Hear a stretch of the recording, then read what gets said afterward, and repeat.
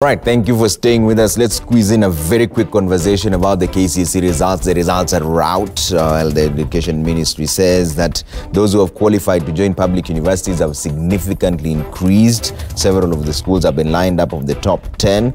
Now, helping me make heads and tails of this entire conversation is Kennedy Echesa. He's a law lecturer and consultant, education law and policy. Thank you for making time for us. Thank you, Trevor. So, Ken, very quickly, what do you think of the results generally from where you stand? From where I stand, the results are generally good. Yeah. The very fact that the number of A's, A minuses, or rather quality grades has doubled in itself is a good sign. Yeah. Exams are not meant to be punitive in any way. Yeah. Exams are merely an assessment. And exams are meant to give us a next generation of scholars at each level. So the increase in the number of quality grades is a good sign for things to come. Yeah, but we can still see that more than 60% of these students still got a mean of less than C+, so they're still not going to go to the universities. It is true, and education is not about universities. You can finish.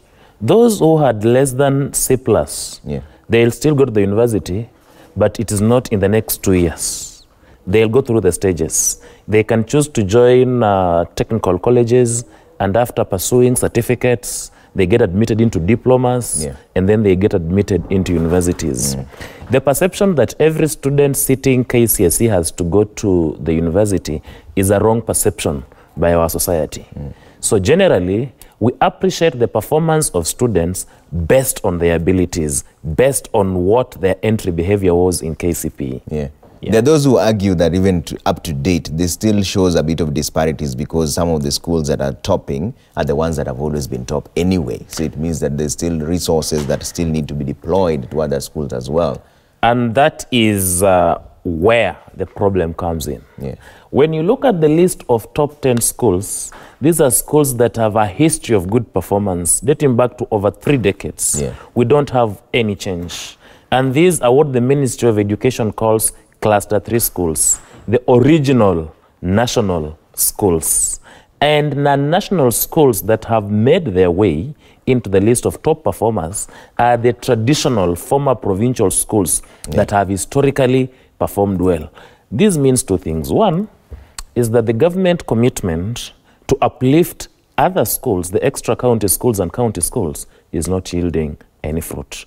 And 2, that the attraction towards specific national schools shall continue to exist.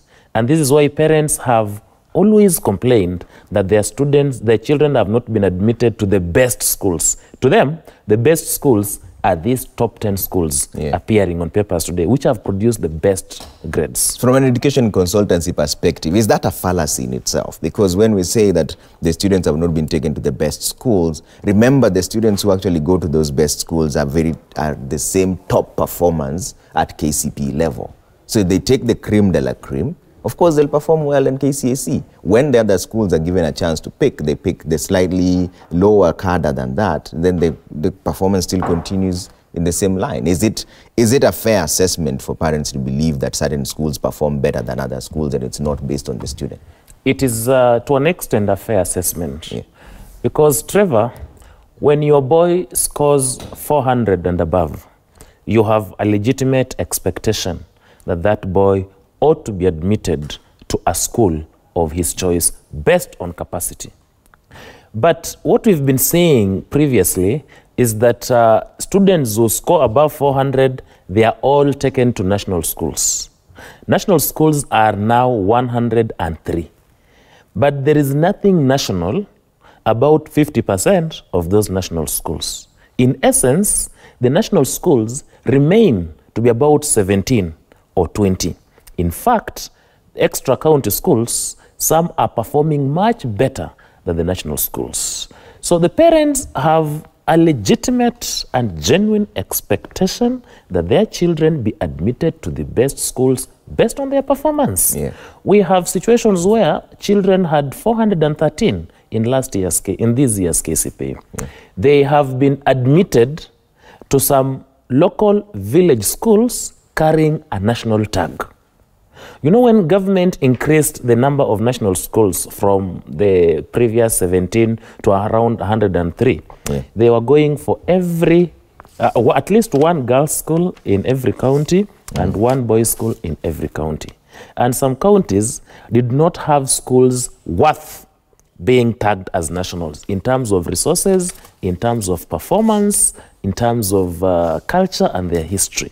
But since every county had to produce a national school, we ended up creating some structures we are calling national schools. And we are sending our top performing KCSE candidates to those schools. Those parents have a right to complain. Schools like Alliance, schools like Mangu, schools like Kenya High, historically, they have been picking a candidate at least from every sub-county, which is fair. Let us have an even distribution of slots from the original 17 national schools. And you don't just restrict Kenya High Alliance to specific cadre of pupils and then say the country will share in the remaining 90 slots in national schools. There's nothing national about those schools. Okay. And now, when you talk to me about the 60% who didn't achieve the C plus and above, there's an option you said of TVETs, but TVETs have not been attracting the kinds of numbers that they should be attracting, in as much as we're heading towards the CBC way, whereby it's more practical knowledge which is needed, and that is where the jobs really are. What do they need to do from an education consultancy perspective to attract even the top cream de la cream? Because it doesn't mean we all have to go to the universities to get these white-collar jobs. There are certain jobs that are much more lucrative and you can only get them through TVET, but they've not been attracting the numbers that they expect. The problem is perception. And I think our guiding and our career departments in secondary schools have largely failed. Emphasis by society, emphasis by teachers, and emphasis by career masters is on university education. The TVETs are condemned, and children believe that those who go to TVETs are low achievers. The government must roll out a national program to increase awareness on the importance of pursuing courses in TVETs. And even students who have performed well and who have C+ and above, we should have some of them opting for TVETs. Because with a B plane, you may be admitted to a university program that may not be as productive as TVETs. And even those who have qualified may not go for the courses of their choice. They can still pursue the courses of their choices, but at certificate and diploma level. And then they grow into this career. And this is why by forcing or by admitting students to courses they never wanted to pursue, we have courses of stress universities, we have university dropouts, and performance in universities is generally low. Because we are not churning out the intellectuals we were meant to churn out. Reason, most of the candidates in class, most of the students in universities are strangers in their own courses. Because this is not what they chose to do, and they're being forced to do it. There was a proposal to scrap some of those courses as well from universities. Is that another way to go? Because that cause then strain to the remainder of the courses, because then now I'm forced to choose between courses that I didn't even want because the one that I wanted has been scrapped. That is a radical proposal that may not be good for this country.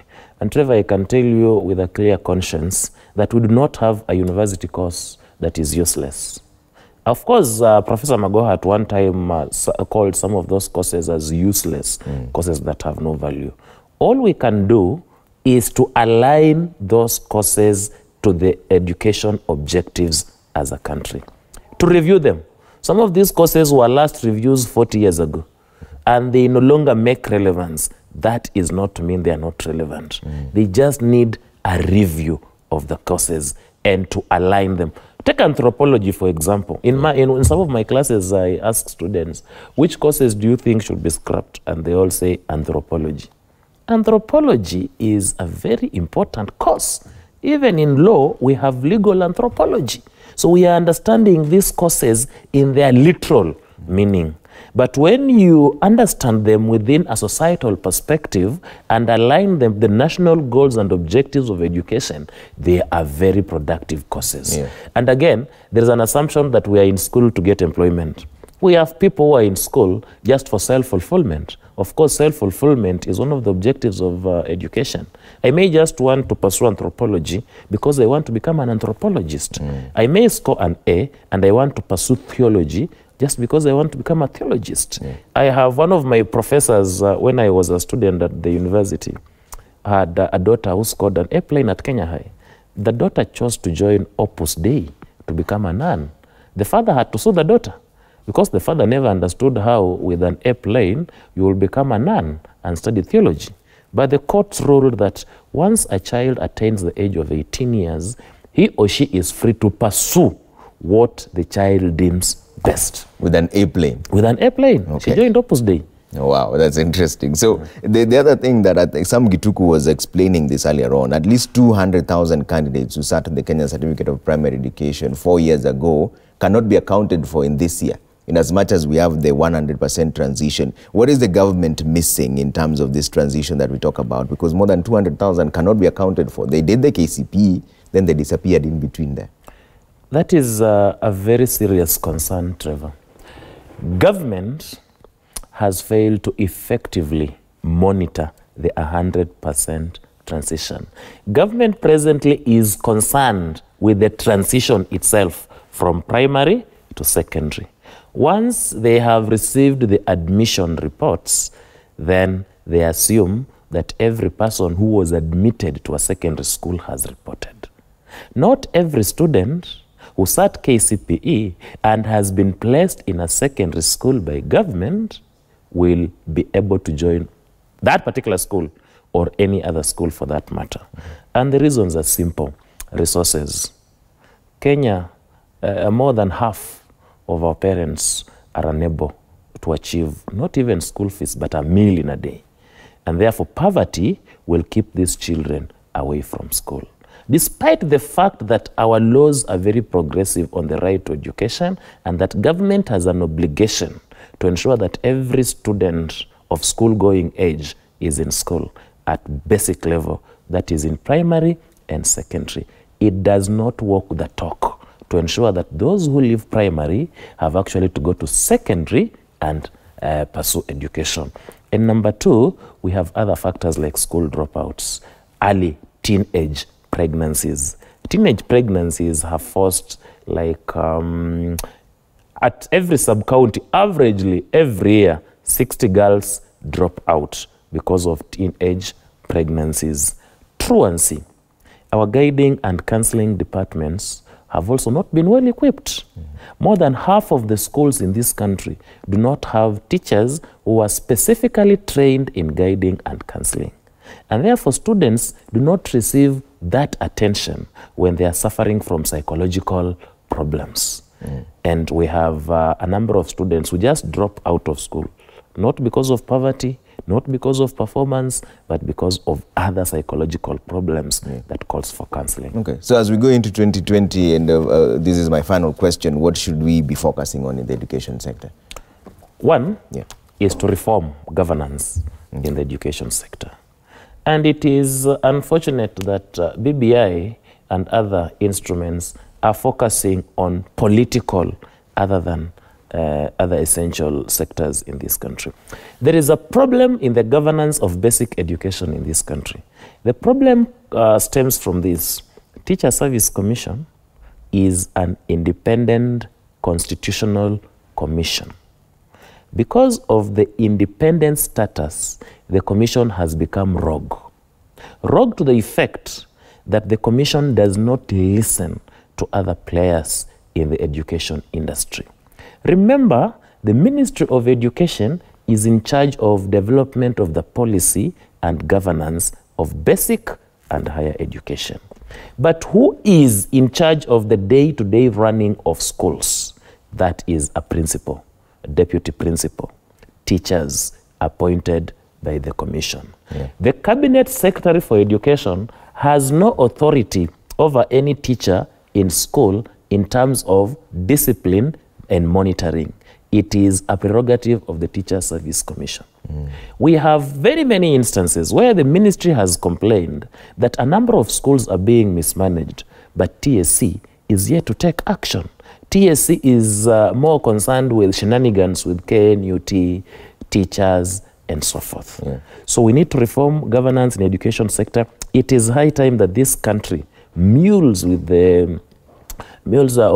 considers taking Teacher Service Commission back to the ministry as a semi-autonomous entity within the ministry.